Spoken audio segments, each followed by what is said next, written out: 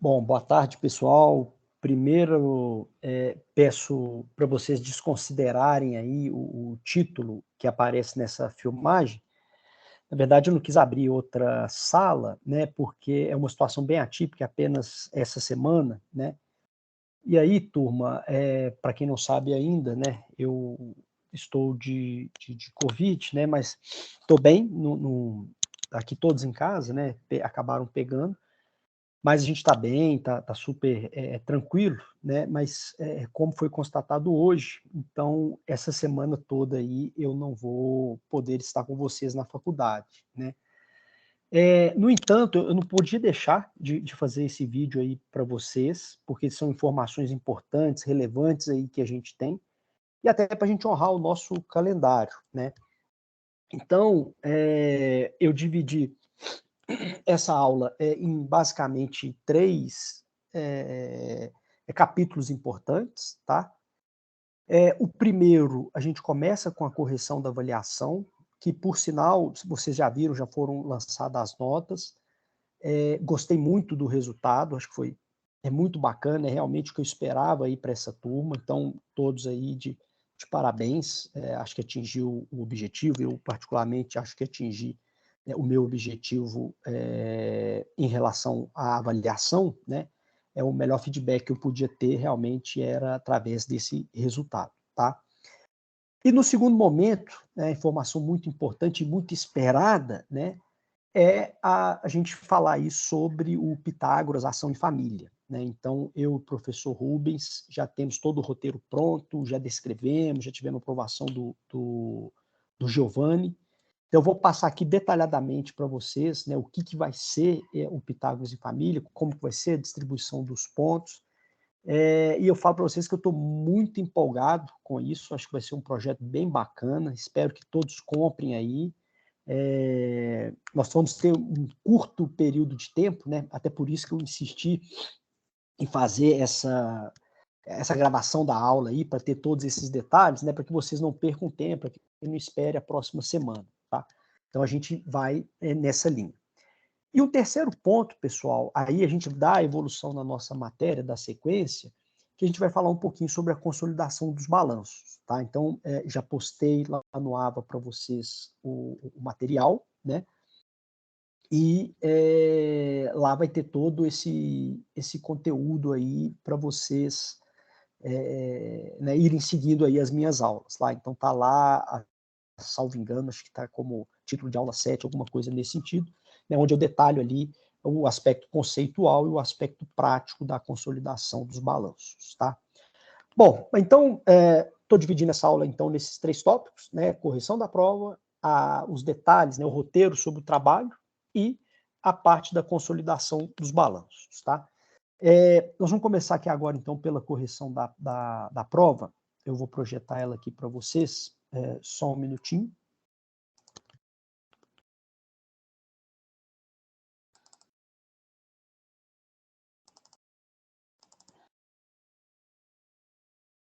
Tá. E depois, turma, eu vou acabar colocando também essa avaliação disponível lá no ABA, né, essa correção, que aí, se vocês tiverem alguma dúvida também, vocês podem visualizando lá, tá bom? Bom, então a partir de agora, vocês imagino que já estejam vendo aí a minha tela, né? Então, turma, o primeiro ponto que eu preciso mostrar aqui para vocês, né, da avaliação, vocês viram, né, e todos vão concordar com o que eu vou falar aqui agora, né, que realmente a avaliação é aquilo que eu sempre prezo, né, e falo nas minhas aulas, que é a coerência, né? Então, são questões que foram amplamente, né, debatidas em sala de aula, né? Muitas das questões vocês vão perceber aí que é muito coerente com os exercícios que fizemos, e até questões que são basicamente, né, o mesmo exercício que fizemos, tá? E aí, aquilo que eu havia prometido, né, eu procurei fazer uma adaptação, né, ao que eu já havia cobrando de vocês, em relação à adaptação à prova do ENAD, tá? Então, a primeira questão menciona lá, né, avalie as afirmativas abaixo. Provisões são expectativa de obrigações e as perdas, expectativas de redução de ativos. Toda conta de provisão tem natureza credora e a contrapartida do registro de conta de provisão é uma despesa no resultado no exercício. A perda é uma conta lançada no ativo, porém de natureza credora. É o correto que se afirma em. Então aqui a gente tem, né, as afirmativas, e aí bastava a gente avaliar, né? Provisões, é aquilo que eu sempre falei em sala de aula, né? A provisão, ela só serve para aumentar as suas obrigações, o seu passivo, e as perdas, né, ela tem o intuito de reduzir os seus ativos, né? Então, primeira questão aqui, correta, primeira frase. A segunda, toda conta de provisão tem natureza credora e a contrapartida do registro de conta de provisão é uma despesa no resultado. Exatamente, né? Quando a gente pega a provisão, né, ou a perda, você vai, de fato, né, fazer esse ajuste no resultado, né, como crédito, no balanço patrimonial como crédito, e a contrapartida, né, é uma despesa no resultado, né? E aí aquilo, né, a perda é uma conta lançada no ativo, porém de natureza credora, né, que também está correto. Então, as três afirmativas corretas, teríamos aí a resposta correta, a letra C, tá? Depois, aí, né, duas questões na sequência aí específicas sobre o CPC 15, né, inclusive exercícios muito idênticos a esse a gente discutiu ali em sala de aula, consta até no AVA, uma apresentação que eu fiz, tá? Então, o que eu menciono, né? Uma determinada empresa comprou à vista um parque fabril por 7 mil, com valor justo de 6.900, e segundo o CPC 15, essa compra constitui um negócio, né? E aí, para vocês assinalarem a alternativa correta, né? Então, o que a gente tem que lembrar aqui, né? Se ela constitui um negócio, né? O que o CPC 15 ele determina? Que a aquisição, o registro dela no seu ativo, né? Ela não pode ser pelo valor de aquisição, e sim pelo valor justo, né? Então, aqui a gente teria, né, como correta a alternativa D. O imobilizado será registrado pelo valor de 6.900. Ok? Bom, depois, questão 3, né, basicamente o mesmo modelo descrito acima, né, e aí a gente tinha a seguinte informação. A empresa X comprou um parque fabril de roupas por 11 mil, com valor, 11 mil, com valor justo de 11.900. Segundo o CPC, essa aquisição não constitui um negócio. Assinale a alternativa correta, né? Então, aqui, mesmo que o aluno não tivesse assistido nenhuma aula minha, né, de contabilidade avançada, ele saberia responder, né? Por quê? Se ela não constitui um negócio, é aquela regra, aquele débito e crédito que a gente sempre aprendeu ali, né, na contabilidade, né? Então, se eu fiz o desembolso ali, se eu paguei os 11 mil reais, né, esse é o valor da minha aquisição. Portanto, o meu ativo ele seria escriturado ali pelos 11 mil reais, né? Então, a diferença aqui do exercício 3 pelo 2, né, é porque no 2 ela constitui um negócio, né? Então, por isso que eu registrei pelo valor justo. Quando ele não constitui, eu registro pelo valor de aquisição, ou seja, os 11 mil reais, tá? Bom, questão número 4, né? Considere que uma sociedade tenha comprado uma ação por 3 mil. Foram recebidos dividendos no valor de 200, o valor de mercado dessa ação é de 2.500. Considerar a ação disponível para venda. Nesse caso, qual a contabilização representa o ajuste de ação pelo valor justo, né? Então, o que o aluno tinha que lembrar aqui para fazer essa questão número 4, né? Primeiro, né, vocês viram, né, que nos casos em que a gente tem, né, a constituição de um negócio, né, a contabilização, né, ela segue aquelas 3 etapas, né? A aquisição da ação, pelo recebimento dos dividendos, né, e depois, né, pelo ajuste do valor da ação, né? Então aqui, alguns até me estranharam, me perguntaram, né, mas está faltando lançamento. não está lançamento, não está faltando lançamento, né? Eu pedi apenas a contabilização daquilo que representa, né, o ajuste de ação pelo seu valor justo, né? Então, ou seja, daqueles exercícios que fizemos, seria aquela última etapa, né? É como se fosse, né, se eu estivesse pedindo uma contabilização de uma venda, por exemplo, e eu pedisse, descreva abaixo o lançamento que representa os impostos referente às vendas, né? Ou o lançamento que representa a baixa do estoque ou o custo de mercadoria na venda, né? Então, a gente sabe que a venda ela é composta daqueles 3 lançamentos, né? Reconhecimento da receita, reconhecimento do custo e reconhecimento dos impostos, né? E eu estou pedindo apenas uma dessa operação, né? Então, o que a gente tem que lembrar aqui, turma? Voltando aqui ao enunciado, né? A minha ação, ela foi adquirida pelo valor de 3 mil, né? No entanto, hoje, ela vale 2.500, né?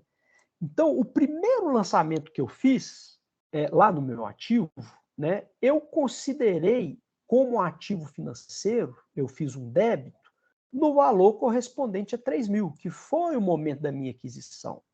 Se hoje essa ação ela vale 2.500, né, eu tenho que refletir o quê? Um lançamento a crédito lá no meu ativo, né, onde eu mencionei como ativos financeiros, o valor de 500, né?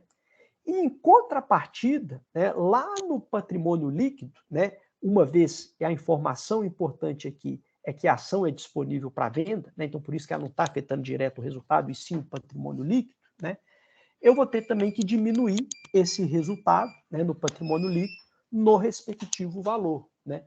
Então eu tenho um valor a débito no valor de R$ 500, né, lá no patrimônio líquido, e em contrapartida eu tenho o efeito contrário, né, ali no ativo, no respectivo valor de R$ 500, tá?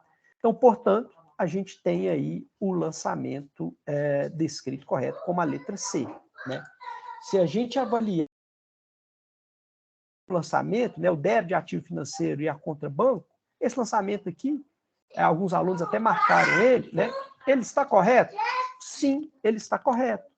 No entanto, ele representa o quê? Ele representa a aquisição da ação, né?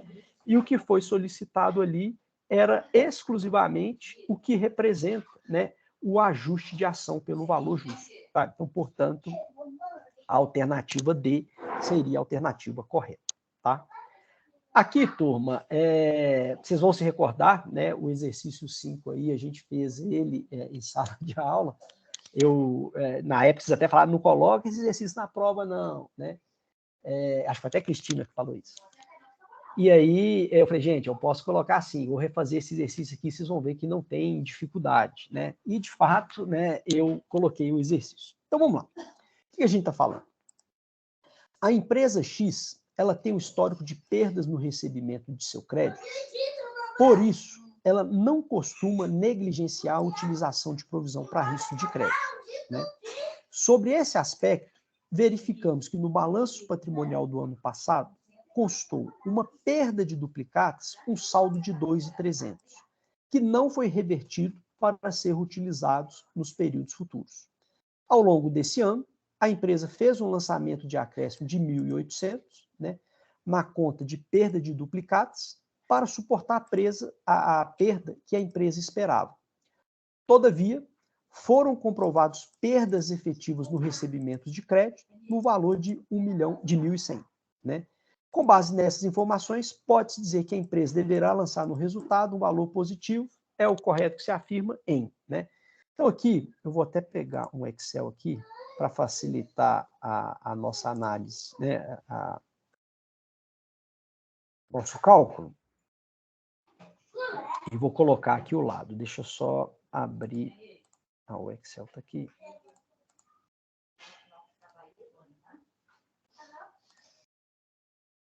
Só abrir o Excel aqui, pessoal, um minuto. Tá. Então, o que a gente vai ter que fazer aqui, turma? Espera aí. Então, o que eu tenho que lembrar? Eu vou acompanhando aqui passo a passo, tá? Então, primeiro, né,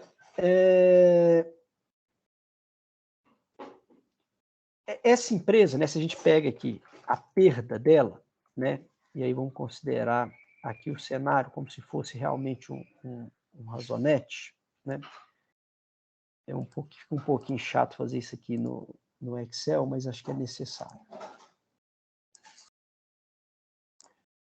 Deixa o meu Excel funcionar, né, turma? Vamos lá, peraí.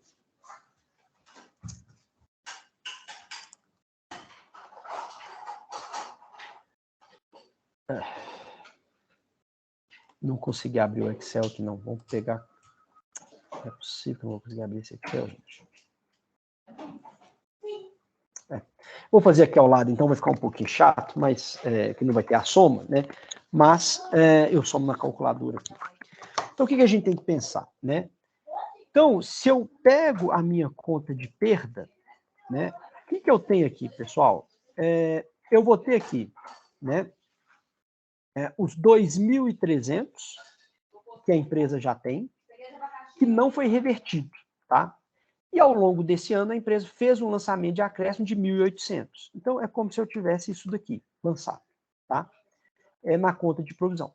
Todavia, foram comprovadas perdas efetivas no recebimento de crédito no valor de 1.100. Então, eu tive uma baixa de 1.100, né?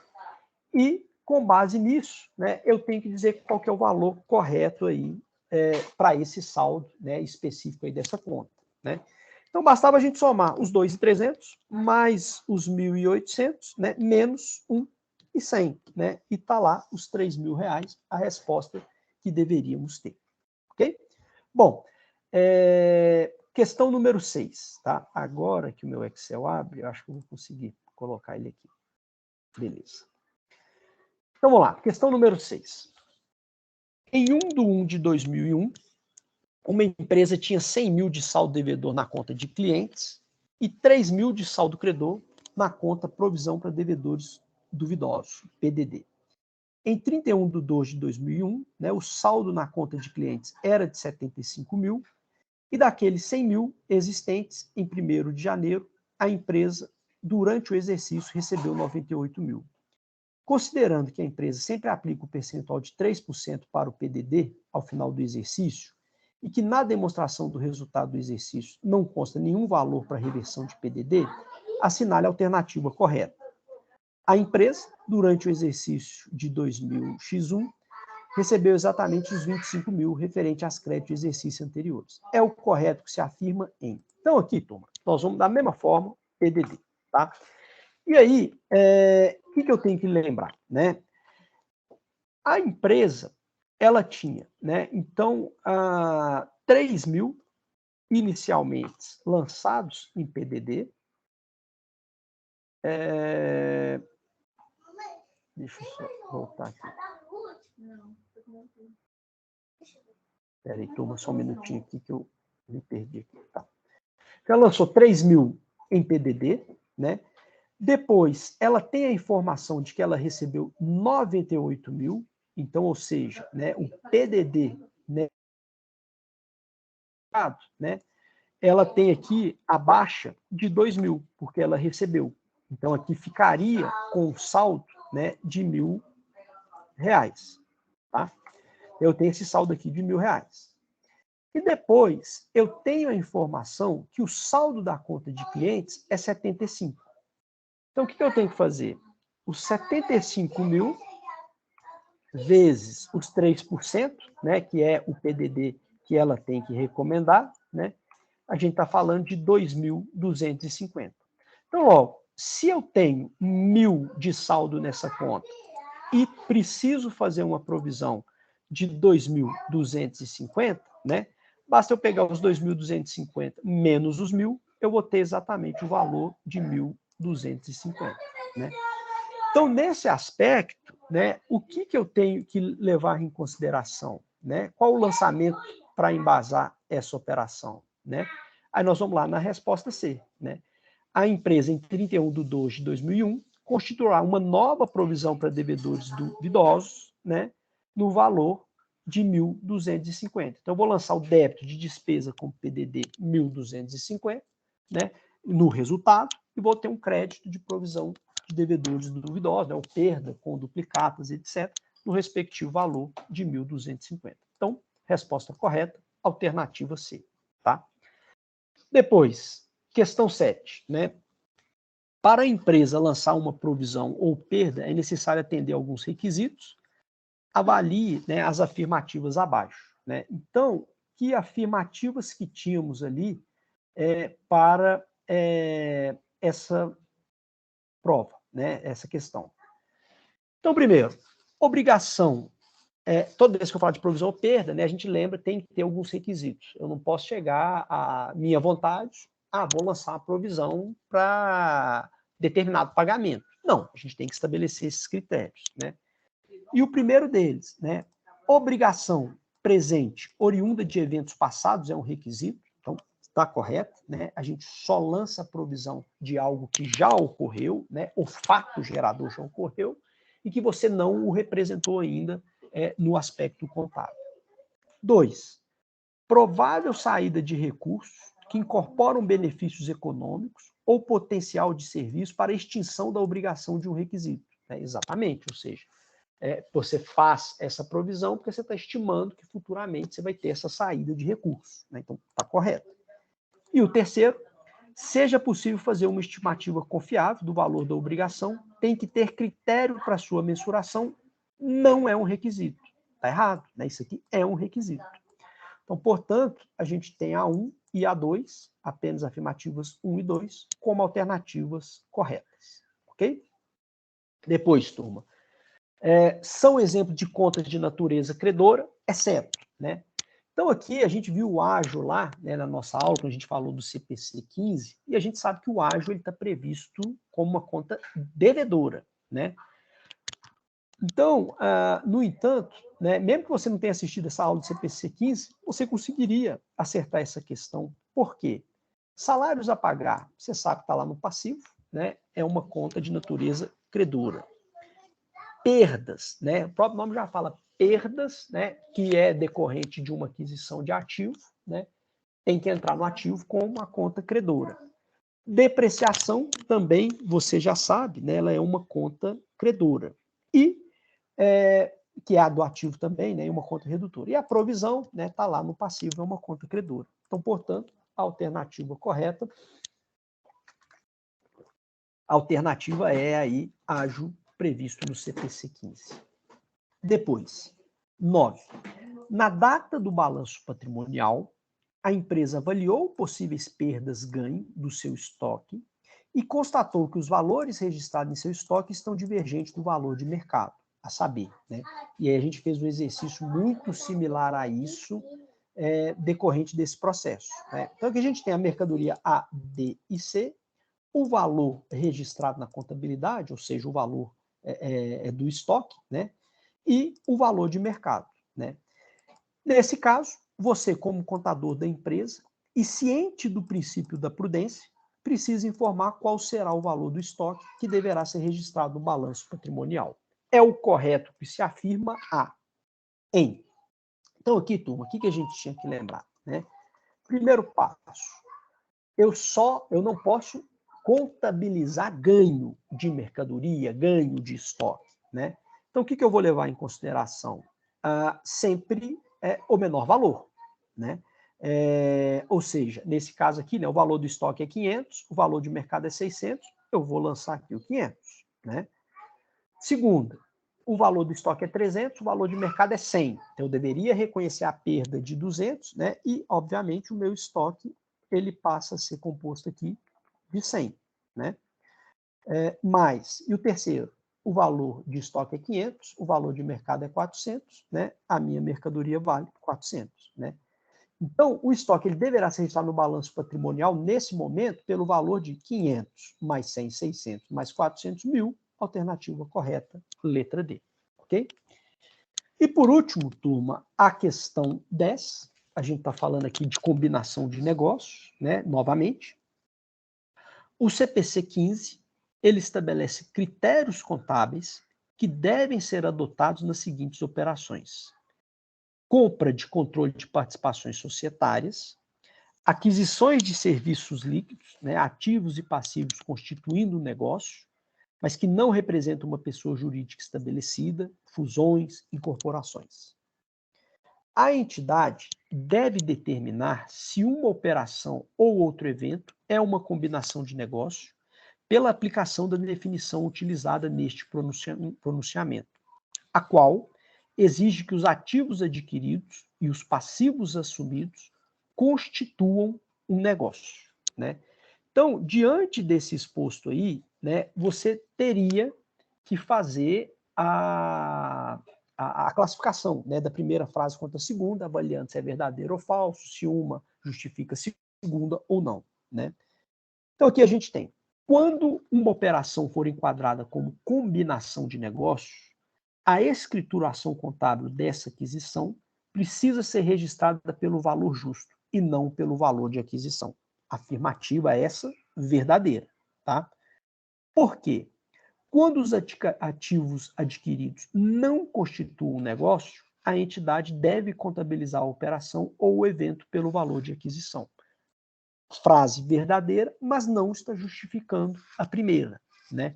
Então, a gente tem as asserções 1 e 2 verdadeiras, né? No entanto, a 2 não é justificativa correta da alternativa 1, ok? Bom, turma, então tá aí a correção da prova, né? Volto a dizer, muito coerente aí com o que a gente debateu de fato em sala de aula. São questões que também tá ali, né? Embora às vezes algum ponto ali, vocês não fizeram exercício, mas muito coerente ali com o debate, os próprios materiais anexados, os meus exercícios comprovam isso daí, e o resultado da avaliação também comprova isso daí, tá bom? Bom, agora, turma, a gente vai para a segunda parte, né, que é um projeto, né, da gente do Pitágoras em Família. Essa atividade, eu confesso para vocês que eu e o professor Rubens, a gente está muito motivado com isso, né? É algo que eu diria que é sem precedentes, pelo menos da minha parte, da parte do professor Rubens. Acho que a gente nunca fez um trabalho dessa magnitude, né?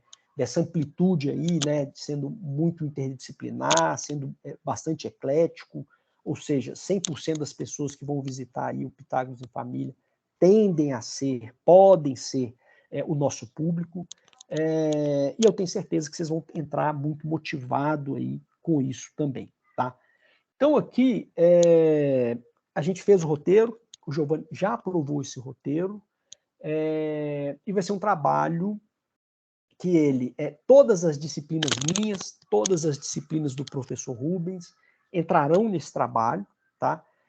Então significa o quê? Vamos supor que o aluno ele faz 3 matérias minhas e as 2 do professor Rubens, né? Ele vai participar desse trabalho e cada disciplina que ele tem uma atividade exclusiva, específica para isso, tá? E tem momentos em que esse trabalho ele vai ter uma interlocução direta junto com as 5 disciplinas, tá? Então, eu vou explicar aqui para vocês, vou projetar aqui a tela novamente, para vocês entenderem a lógica desse trabalho, né, como que ele vai funcionar, mas ele vai ficar assim, vai ficar muito bacana esse trabalho, tá? Vocês vão ver assim os desafios que a gente está passando para vocês e que a gente entende que não vai ter nada, nenhum trabalho que vocês não sejam capazes. Até porque eu e o professor Rubens, a gente vai estar diretamente ali dando o apoio para vocês em relação a esse trabalho, tá? Deixa eu compartilhar minha tela agora sim, do trabalho. Bom, então aqui, turma, Pitágoras em Família. Data 22/10, começa às 13h30, eu estimo que deva ir até às 17 horas, mais ou menos, tá? Então, qual que é o nosso objetivo? As nossas turmas, dar a consultoria contábil para abertura de empresas, tá? Então, só para que vocês entendam, a disciplina Contabilidade Sociedade de Capital Aberto, que é a minha disciplina, vai ser o grupo 1, eles vão estar, o intuito deles é dar a abordagem e a triagem inicial, ou seja, esse grupo é que vai receber as pessoas, vai conversar com as pessoas. Aqui algumas perguntas que eu e Rubens colocamos, né, para direcionar essa pessoa que está sendo entrevistada, para saber qual grupo que ela vai se enquadrar, né? Ou seja, o grande objetivo desse trabalho é vocês demonstrarem, explicarem para os alunos formandos, para os familiares desses alunos, que pensam em constituir uma empresa, né? O objetivo é vocês falarem as opções que têm, né? E para isso, essa turma aqui, tá? Eu sei que todos vocês estão aí na Sociedade de Capital Aberto, mas quando eu tiver lá dando a aula, né, ou melhor, gravando, porque essa semana eu não poderei, né, comparecer, quando eu estiver gravando essa aula da contabilidade social de Sociedade de Capital Aberto, eu vou aprofundar isso aqui mais para você saber, tá? Então esse grupo vai dar triagem e vai falar, ó, você pode se enquadrar como MEI. Vai lá naquele stand lá, naquela cadeira, que vai ter uma turma que vai estar falando tudo sobre a MEI para você, tá? E vocês, a contabilidade avançada, qual que vai ser a atribuição? Vocês vão, o grupo, né, a disciplina toda, vai ter que dar consultoria sobre a empresa limitada. Então, o que vocês vão imaginar? Já teve um grupo, que pode até ser vocês, porque vocês fazem a disciplina de contabilidade de sociedade de capital aberto, vão triar a pessoa e falar, ó, você pode constituir uma empresa limitada. Você quer conhecer sobre a empresa limitada? Vai lá no grupo 3, que é da contabilidade avançada. Então aqui, o que eu e o Rubens colocamos? Alguns roteiros que a gente entende que não pode faltar, mas vocês não precisam se limitar a esse roteiro.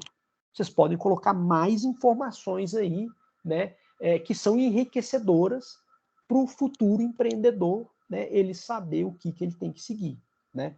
Então, o que a gente colocou? Você tem que falar para o cara quem que pode ser limitada, quais informações são importantes antes dele se tornar uma limitada, como que se constitui uma empresa limitada, quais informações precisam constar no contrato social, como que se faz o registro da empresa, né? Tem que ir aonde? É no cartório, é na junta, né? É na CDM, enfim, vocês vão estudar isso tudo e falar para o cara, né?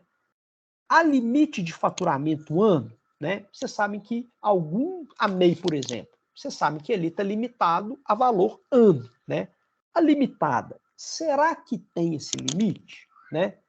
Quais são os direitos e obrigações dos proprietários? Né? Eu constituo uma limitada. Né? Que direito que eu tenho? Que obrigação que eu tenho? Né?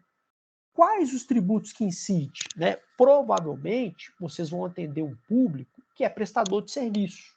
Acho, dificilmente vocês terão um público aí que vai vender mercadorias. Eu me apego, né, aos cursos que a gente tem aí no Pitágoras. Tá? Qual o regime de tributação? Então, vocês vão falar, gente, a limitada, né, dependendo da atividade da empresa, pode ser simples nacional, presumido ou lucro real. Então, vocês vão demonstrar para os caras, né, como que se dá essa tributação, etc. Né? Há limite de sócio, né? Posso colocar minha mãe, minha tia, minha sobrinha, minha esposa, meu pai, ou é só limitada a 2 pessoas, né? E como que faz para emitir a nota fiscal de prestação de serviço? Né? Eu estou constituindo a empresa. É o próximo passo, eu quero faturar, né? Quero emitir a nota fiscal. Como que eu faço isso? Né? Então, trabalhar nesse sentido. Ok? Bom, aqui tem outras disciplinas, mas não vou entrar no mérito. Vamos agora avaliar todos os grupos, o que eles precisam fazer. Tá? Então, turma, vocês já entenderam, né? Vai ter um grupo que vai olhar o cara e falar, ó, você está abrindo uma empresa para prestar serviço odontológico, né? É uma clínica de odontologia. Ok, você pode ser limitada, pode ser isso e assim assado. Então esse cara ele vai lá, num representante desse grupo, e ele quer saber como que se faz a constituição, né? Isso tudo que eu descrevi acima, tá? E isso, turma, ele é um trabalho que ele vai fazer conexões com todas as disciplinas minhas e do professor Rubens. Então, o que a gente está colocando para todos os grupos? Todos os grupos deverão eleger representantes para serem os responsáveis pela divulgação do evento e preparação do layout, cartazes e definição do local onde será implementada a consultoria contábil. Então, vocês vão eleger um representante que vai conversar com os demais representantes e esse grupo ele vai ficar responsável pela organização do evento. Exemplo, é esse grupo que vai lá no Douglas, fala, Douglas, nós vamos precisar de 4 computadores com acesso à internet. Nós vamos precisar de algumas cadeiras, né, algumas mesas, etc.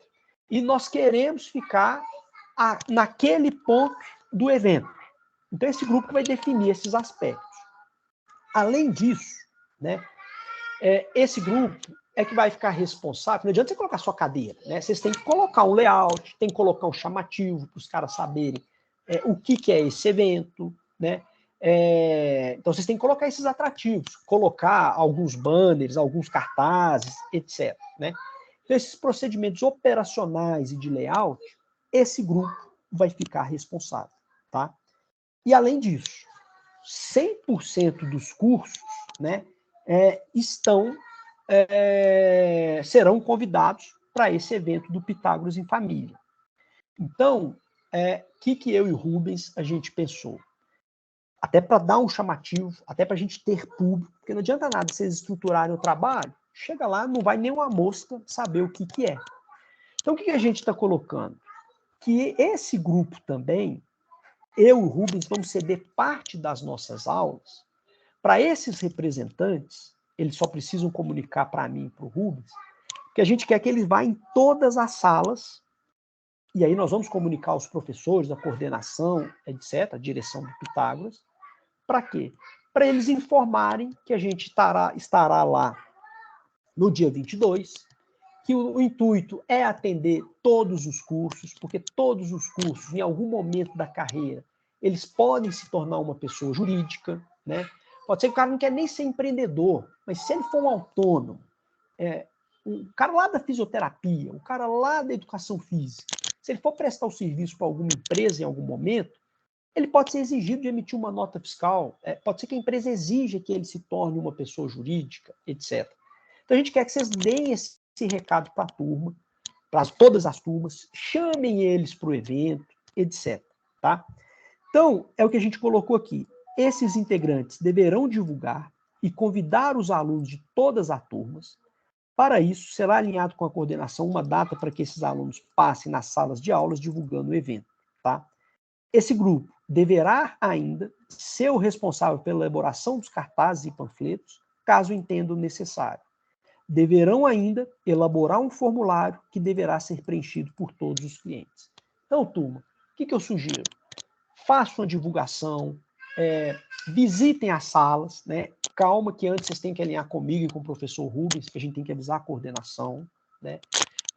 Façam aqueles convitinho pelo WhatsApp para distribuir. Eu e o professor Rubens, a gente se compromete a divulgar isso no grupo dos professores. Aliás, já até adianto, eu já consegui até um cliente para vocês, que o professor Giovanni, ele já falou que vai visitar a feira de vocês. Ele até me disse mais, Paulo, eu estou nesse exato momento para constituir uma empresa. Então, a primeira coisa que eu vou na feira é lá, nesse grupo de consultoria contábil, né? É claro que ele já sabe qual que é o tipo de empresa que ele vai constituir, mas para ele ver, né, realmente o estudo, né, de vocês. Tá? Então, divulguem isso, é muito importante. Né? Vocês vão precisar de público, porque vocês vão ver aí abaixo como que vai ser a distribuição da prova, ou melhor, dos pontos para a prova. Tá? E o importante, né? Antes do evento, os grupos eles deverão fazer uma breve simulação, né, de cada grupo, de cada categoria, com os professores Paulo ou professor Rubens. Né? Então, a empresa limitada, no dia do evento, né, antes de começar a parte da consultoria, vocês precisam marcar um horário comigo, e aí pode ser por WhatsApp, não precisa ser durante a minha aula, vocês podem me mandar, eu avalio, depois faço as considerações, enfim. Né? Mas precisa ter a aprovação minha e do professor Rubens antes de ir à feira, ao evento Pitágoras em Família. Beleza? Bom, e lembrando que lá, eu e o professor Rubens, a gente vai estar também para dar o apoio. Beleza? Tá. Então, vamos ao que interessa. Distribuição dos pontos. Os alunos que fazem a minha disciplina e a disciplina do professor Rubens terão 100% dos pontos de trabalho pela participação na feira. Ou seja, o que significa isso? Aqui, é só o aluno ir? Não, nós estamos dando, um trabalho de grupo. O grupo apresentou, atendeu as expectativas, né? E, teve a participação efetiva do grupo, o grupo representou ali a feira, todo mundo vai ganhar os 100% da feira. Ok? Bom, então, bem simples assim, basta o grupo ter apresentado, foi lá no dia 22, né, das 13h30 até as 17 horas, 17 e pouco, já tem lá 100% dos pontos de trabalho distribuído, garantido, tá? E aí, turma, como aspecto motivacional, né, esse aqui foi um ponto que eu e o professor Rubens, a gente lutou muito, o aluno, ele poderá ter até 2.000 pontos convertidos na prova oficial 2, tá? Então, eu e o Rubens, a gente colocou alguns critérios, são critérios, né, que o aluno precisa seguir o grupo para atingir esses 2.000 pontos, ok? Bom, então, o primeiro deles, presença no evento, 300 pontos. Então, aquele aluno que veio, nós estamos garantindo 300 pontos da oficial 2, ok? Ah, professor, eu não posso porque eu trabalho por conta disso e disso assim, assado. Ok. Esse aluno será penalizado? Não. Ele vai ter a prova dele lá para ele recuperar esses pontos, né? Agora, o aluno que veio tem 300 pontos, tá? Ah, mas eu não acho justo, eu não consigo vir. Pessoal, a prova está lá. Você vai ter os pontos para você se redimir ali na prova, ok? Bom, depois, né, lembra que todo grupo vai ter um representante ali para definir essas questões de layout, etc. Né? Então, eu e o Rubens, a gente vai avaliar, né, como que ficou a questão do layout, dos cartazes, o panfleto, a divulgação que vocês fizeram do evento. Né? Se a gente entender que foi bacana, vocês vão ganhar mais 300 pontos na prova oficial 2. Beleza? Bom, e aí, outra coisa, né? Vocês têm que estar disponível durante todo o evento. Significa dizer que o aluno tem que chegar a 1h30 e sair até o final? Não. Mas o grupo, cada grupo, 5 grupos do trabalho, precisam estar disponível durante todo o evento. Então, pode ser que um aluno fique meia hora lá, contribuiu meia hora. O grupo ficou durante todo o evento, né, vai ter os pontos, os 400 pontos já disponíveis no Oficial 2. Por quê? A gente entende que se tiver uma quebra, vamos supor que está entrevistando, um cara está indo lá, o Giovanni, por exemplo, está indo lá, passou pela triagem, o grupo falou, ó, você pode se enquadrar na MEI ou você pode se enquadrar como empresário individual ou limitado. Então, o Giovanni quer ter o conhecimento de todas essas 3 etapas, né? E vamos supor que ele vai lá na limitada, não tem ninguém, né?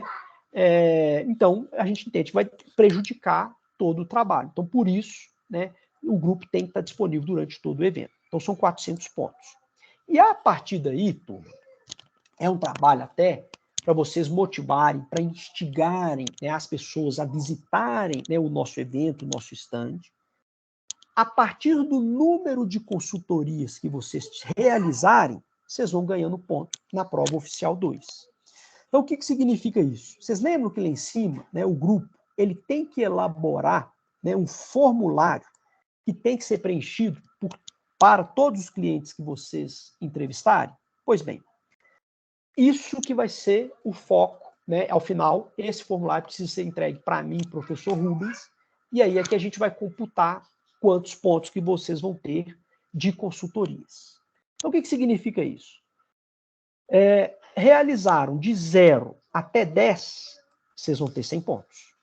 Ah, conseguimos aqui realizar mais entrevistas, né? Ou melhor, consultorias. De 10 a 20, 200. Entrevistou de 20 a 30, 300.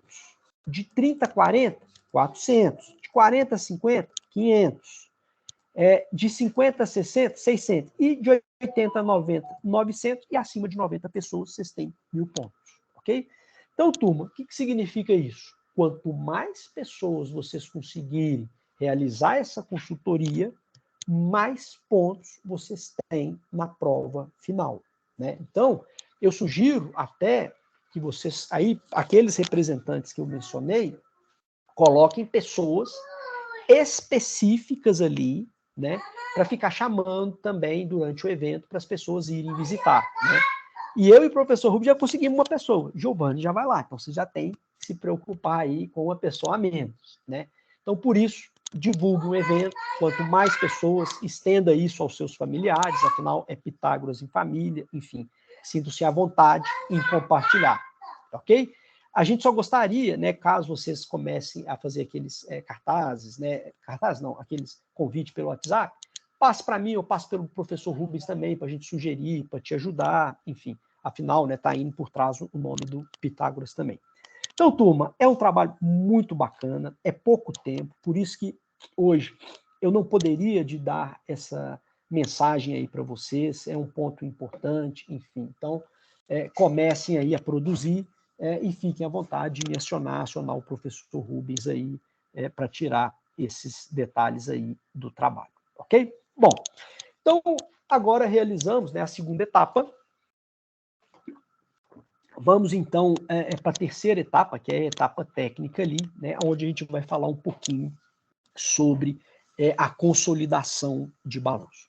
Ok? Então, deixa eu só projetar aqui a minha tela primeiro.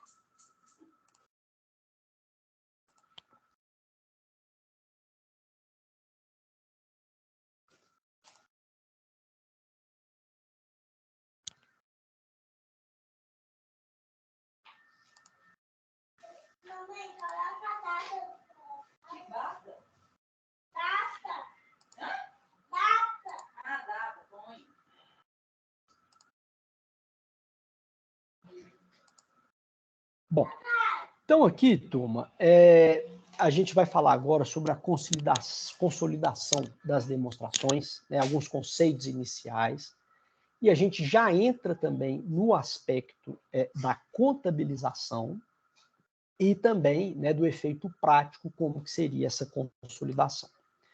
Então, primeiro, né, o que a gente precisa entender, tá?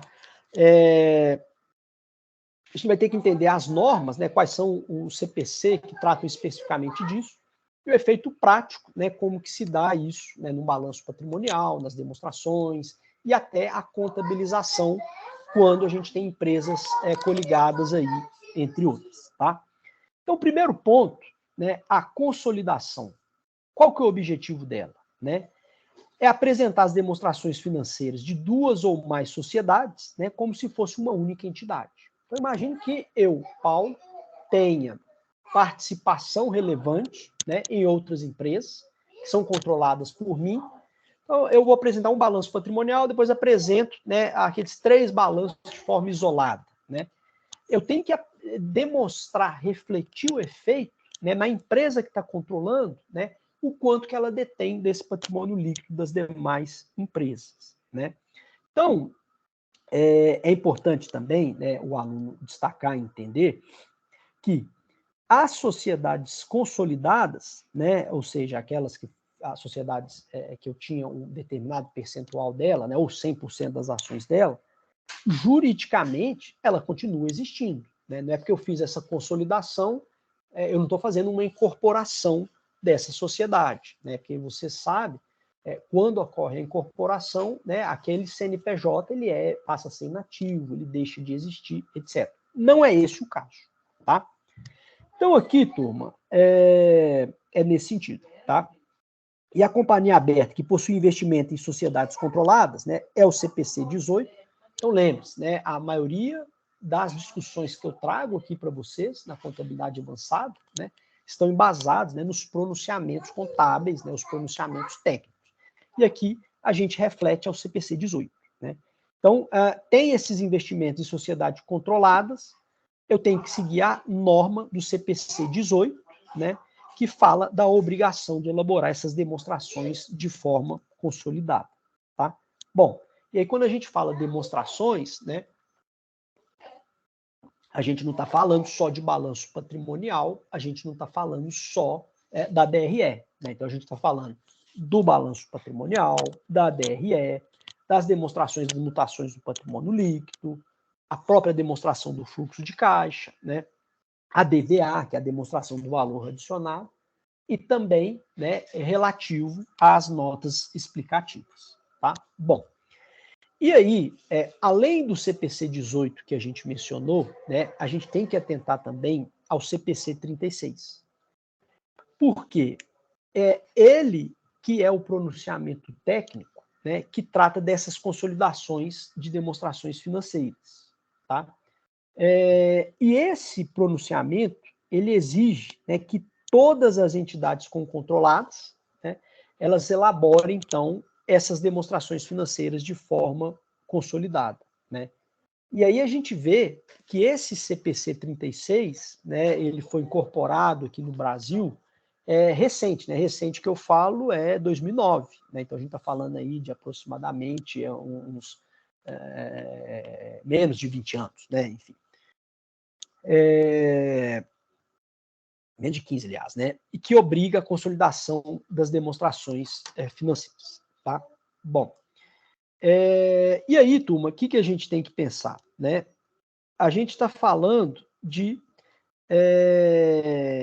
as entidades que ela pode ter 100%, né, do capital de uma controladora, né, de uma né, da empresa controlada, ou ela pode ter partes. Né? Então, o primeiro ponto que a gente vê é a consolidação de controlado integral. Né? Ou seja, quando que ela é considerada uma controlada integral? Né? Quando ela pertence a 100% à controladora. Né? Então, ou seja, ela comprou 100% ali daquela instituição. Né? Então, nesse caso, né, o processo de consolidação, ele consiste basicamente o quê? Eu vou somar as contas do balanço, né, e do resultado das duas sociedades e vou diminuir, ou melhor, eu vou eliminar o investimento. Né? Não faz sentido eu ter o investimento aqui representado, né, se eu tenho 100% das ações. Então, eu elimino o investimento, né, e vou somar as demais contas. Tá? E outro ponto é que esse processo de consolidação do resultado, ele consiste também em substituir a receita ou a despesa de equivalência patrimonial, né, que é contabilizado pela controladora, ou receitas, custos e despesas incorridos pela controlada. Então, exemplo, né? Acho que vai ficar mais fácil aí o entendimento quando a gente demonstra o efeito prático, né? Considere que a empresa SA, ela adquiriu 100% do capital social da empresa subsidiária SA pelo valor de 150, que corresponde ao patrimônio líquido da investida. Então, ou seja, o que ela adquiriu é 100% ali do patrimônio líquido, né? E a subsidiária SA, considere que ela tem apurado um lucro de 45 e declarou dividendos por 35. Então, nesse caso, a empresa SA procedeu os seguintes lançamentos contábeis. Né? Então, essa empresa que está adquirindo, como que vai ser o lançamento, né, referente à aquisição do investimento? Tá? Então, primeiro passo, pelo registro da aquisição do investimento, né, não muda, é igual vocês viram, ou seja, eu tenho um débito na minha conta de investimento, que está lá na minha conta ativo, né, pelo valor de 150, e aquilo que eu estou pagando, né, os 150, é o que está saindo do banco. Né? Então, um lançamento simples. Depois, né, pelo registro do lucro apurado. Tá? Então, se eu tive um lucro, né, aquele investimento meu ele aumentou. Então, eu vou ter um débito na minha conta de investimento no ativo, né, do valor correspondente a esse lucro, R$ 45,00, e eu vou ter um crédito de receita de equivalência patrimonial no valor também de R$ 45,00. Ok? Bom, e por último, pelo registro dos dividendos. Né? Então, eu lanço um direito, né, lá de dividendos a receber no valor de 35 e um crédito, né, de investimento de ativo de 35, ou seja, aquele dividendos ali eu vou tirar da minha conta de investimento. Ok? Bom, então é esse o lançamento, né? Eu vou deixar um exercício aqui agora para que vocês façam, né, esse lançamento e na próxima aula eu faço a correção dele. Então, qual que é o exercício? A empresa SA adquiriu 100% do capital social da subsidiária pelo valor de 180, que também, né, corresponde ao valor do patrimônio líquido investido, e a subsidiária, nesse caso, ela apurou um lucro de R$50 e declarou que ela vai ter dividendos aí, né, a pagar no valor de R$40. Então, nesse caso, a empresa SA deve proceder quais lançamentos contábeis, né? O que eu quero que vocês façam? Exatamente essa mesma lógica aqui que fiz pelo exemplo, ok? Bom, então, próximo passo agora, isso nós vimos, né, quando a gente está falando de aquisição, né, de 100% da empresa que você fez o investimento, né? Ou seja, a controladora quando ela tem 100%, tá? Agora nós vamos falar da controlada parcial, ou seja, a qualquer valor que você faça diferente de 100%, né, já é considerado uma controlada parcial. Ou seja, uma controlada, ela é parcial quando pertence a menos de 100% à controladora, né? Então, o processo de consolidação, né, ele é diferente do abordado na consolidação integral. Então, a gente vai ver essa diferença pelo exemplo, né? Imagine que uma empresa ela tenha adquirido 60% do capital social de uma outra empresa pelo valor de 180. E a subsidiária ela tenha apurado o lucro de 50 e tenha declarado os dividendos no valor de 35, né? Então, nesse caso, como que se dá essa contabilização, né? É exatamente o que vocês estão pensando. Ou seja, se lá eu reconheci o lucro e reconheci o dividendo pelo valor integral, agora você vai integrar, você vai considerá-lo pelo percentual que você tem na empresa, né? Então, veja como que vai ser a contabilização, né? Pelo registro da aquisição do investimento, não muda. Ou seja, você vai continuar tendo, né? Você comprou por 180, saiu do seu banco por 180, você vai reconhecer o investimento por 180, vai sair do seu banco por 180. Então, não muda o fato dela ser integral ou se ela ser parcial, o valor, o procedimento referente ao registro da aquisição do investimento, ok? Mas mudará agora pelo lucro apurado. Vocês viram que quando eu tenho 100%, né, eu reconheci os R$50, ou seja, 100% do lucro. Se eu tenho agora só 60%, né, eu vou fazer o mesmo débito e crédito, né, correspondente às contas que nós vimos na integral, mas o lançamento ele vai ser parcial. Então, o que eu vou fazer? Vou lançar um débito de investimento na minha conta de ativo, né? E aí qual que vai ser o valor? Os 60% sobre o lucro, ou seja, sobre os 50%. Então, 60% de 50, R$30. Receita de equivalência patrimonial, né? A mesma lógica, e os R$30, tá? E pelo registro dos dividendos, a mesma lógica. Ou seja, se declarou um dividendo de 35, eu não posso ter o direito de 100% desse dividendo. Então, portanto, o que eu vou receber aqui é os 60% sobre o valor do dividendo. Então, eu tenho um débito de dividendos a receber, 35 vezes 60, R$21, e o investimento, os mesmos R$21, ok? Então, são lançamentos, turma, que vocês viram aí que não terão, né, dificuldade em relação ao comparativo, quando é aquisição de 100%, quando é aquisição parcial. O que vocês têm que lembrar é o quê? Os valores, né? Se é 100%, eu vou reconhecer 100% do lucro, vou reconhecer 100% do dividendo. Se é parcial, né, é correspondente à cota que eu tenho. Se é 40%, eu vou lançar a receita de equivalência patrimonial, correspondente ao lucro apurado, de 40%. E dos dividendos, também correspondente aos 40%. Ok? Então, turma, mais um exercício aí que eu quero que vocês façam. Na próxima aula eu corrijo. Vocês vão considerar aí, a Hold adquiriu 80% do capital social da empresa subsidiária pelo valor de 180 e a subsidiária apurou um lucro de 50 e declarou dividendos de 35. Então, nesse caso, eu vou pedir para que vocês façam essa contabilização também, né, seguindo exatamente o mesmo exemplo que eu mencionei ali. Ok? Bom, então aqui já tem até a resposta, mas eu vou passar rápido, eu quero que vocês façam, né? Depois, o exercício 3 também, que consta nessa apresentação, né? Onde ela adquire também os 60% do capital social, valor de 180, só que aqui agora eu tenho um prejuízo, né? Então, portanto, ela não tem dividendos, né? Então, nesse caso, né, qual que é o diferente? Né? Esse aqui eu vou até corrigir, vocês façam o 2, depois tem logo a resposta na apresentação, né? Aqui, obviamente, né, como eu estou gravando essa aula, eu não vou deixar o tempo aqui para vocês fazerem, tá?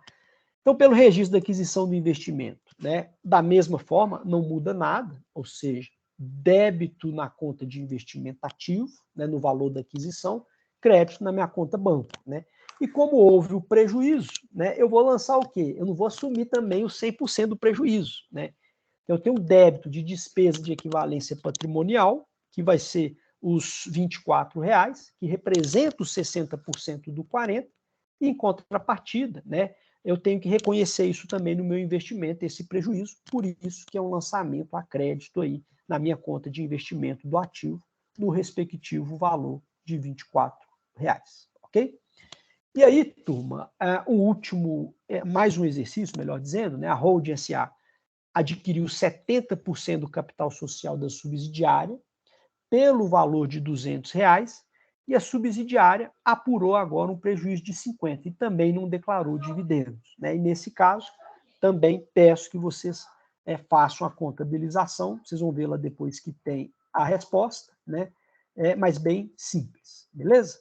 Bom, eu vou terminar só essa parte teórica aqui da consolidação e vou deixar o efeito prático para a próxima aula, que eu quero ter uma aproximação maior com vocês aí, eu acho que a dinâmica ela vai ficar melhor, ok? Mas aqueles alunos aí que já estiverem curiosos, pode, e até sugiro que aprofunde essa apresentação aí até o final, né, que tem um cálculo demonstrando isso, tá? Mas quando a gente fala consolidação das demonstrações, né, tem algumas premissas ali, alguns roteiros, melhor dizendo, que facilita ali o aluno, né, o entendimento de como que se dá. Primeira delas, né, regra geral. Eu tenho um balanço aqui da empresa controladora e da empresa controlada. 2 balanços, né? Quando eu falo de consolidação, é que eu vou ter que apresentar esse balanço aqui, né, com a informação consolidada, né? Ou seja, então como que eu faço isso? Primeiro passo, eu somo as contas do ativo, passivo e DRE. Então, tudo aquilo que está lá no ativo circulante, não circulante, etc., eu vou somando caixa com caixa, estoque com estoque, receita com receita, fornecedores com fornecedores, enfim. Então, é uma conta de... é uma equação simples de soma, né? Grupo por grupo, para eu consolidar. É a primeira regra geral, ok? E aí, né, naturalmente, vai ser necessário fazer o encontro de conta entre os valores a pagar e os valores a receber da controlada e controlada, né? Referente ao compromisso de ambas, né? Então, aqui eu tenho uma empresa, eu tenho a obrigação de pagar a outra eu tenho o valor a receber, né? Isso aí você tem que fazer o encontro de contas, porque vai ter que zerar, né? Não faz sentido depois você que consolida, você falar que tem direito a pagar tanto e a receber tanto de outra. Não, você vai fazer esse encontro de contas, tá? E aí, né, a gente tem que fazer um débito no capital social também da controlada, que vai corresponder ao percentual da participação que ele tem nessa controladora, tá? Então, justamente para assumir isso daí, a gente lança esse débito aí. Também no balanço,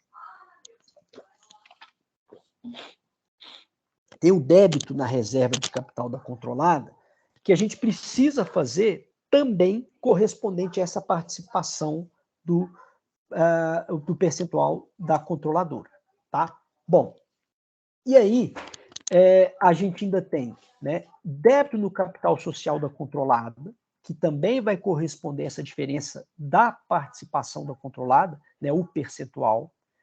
O débito na reserva de capital de controlada, que também está associado a isso, né?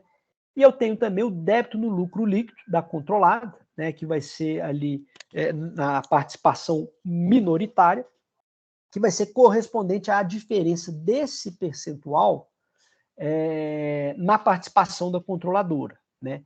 E aí, para isso, né, eu tenho que ter também um crédito no patrimônio líquido, né, que vai ser a conta de participação minoritária, que vai corresponder ao percentual que ela tem, né, da controlada no patrimônio líquido, né? Enfim. Então, o roteiro, né, é basicamente isso, né? E aí eu tenho que eliminar também a receita de exemplo de equivalência patrimonial. Então, turma, esse seria o roteiro, né? Às vezes, quando falo roteiro, aí fica um pouco difícil assimilar, entender a lógica, mas no exemplo prático, né, que eu coloquei no exercício, ele vai ficar muito fácil aí de vocês assimilarem, eu garanto. Aí eu tinha colocado até um exemplo, né, do balanço, mas esse exemplo eu vou querer fazer ele mais junto com vocês, por hora, né? Acho que eu me dou por satisfeito aqui nessa aula com esses 3 pontos aí que eu abordei, né? Ou seja, a correção da prova, os roteiros do trabalho, né? E essas diretrizes aí da contabilização quando se tem a participação, né, na outra empresa, ok? Bom, turma, então meu objetivo, né? Eu entendo que ele foi atingido, né? De uma forma geral. No mais, a gente vai se comunicando aí, principalmente esse momento que eu estiver ausente aí, a gente vai se comunicando pelo WhatsApp, a gente pode utilizar até o grupo que eu utilizei lá, e é isso, tá? E aí, para vocês produzirem mais, eu estou deixando um exercício lá na pós-aula 7, eu vou deixar um exercício lá, e peço que vocês façam, né, para computar aí o tempo da nossa aula. Eu elaborei um exercício lá para vocês praticarem e na próxima aula eu corrijo, ok? No mais, turma, é isso. Eu agradeço a todos aí e eu tenho certeza que vocês vão construir um trabalho muito bacana aí. Eu e o professor Rubens, repito, a gente realmente está muito motivado aí com esse roteiro, com esse trabalho aí, enfim. E conte com a gente, acho que a gente vai precisar apoiar vocês, a gente vai precisar validar alguns pontos e a gente vai se falando aí, né? Se apegue nesse primeiro momento, né, ao trabalho da disciplina Contabilidade Avançada. Lá na Contabilidade de Capital Aberto, eu vou dar mais detalhes aí para vocês referente à atividade de lá, ok? No mais é isso. Qualquer coisa estou disponível aí pelo WhatsApp, somente a presença física aí que fica prejudicada, né, em virtude do Covid, ok? No mais, estou encerrando a gravação e é isso. Um abraço.